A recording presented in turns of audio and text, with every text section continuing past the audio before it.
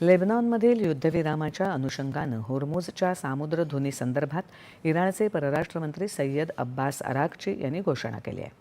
जहाजांना इराणच्या बंदरे आणि सागरी संघटनेनं निश्चित केलेल्या समन्वित मार्गाचं पालन करणं बंधनकारक असणार आहे.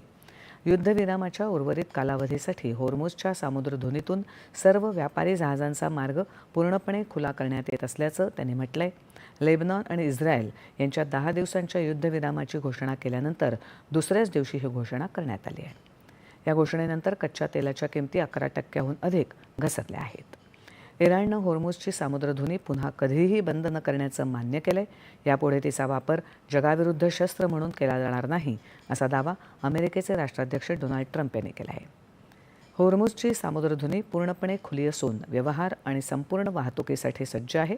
परंतु इराणसोबतचा अमेरिकेचा व्यवहार 100% पूर्ण होईपर्यंत केवळ इराणच्या बाबतीत नौदल नाकेबंदी पूर्णपणे लागू राहील. ही प्रक्रिया खूप लवकर पार पडेल, असं ट्रम्प यांनी म्हटलं आहे. इस्रायल आणि लेबनॉन यांच्यातील शस्त्रसंधीचं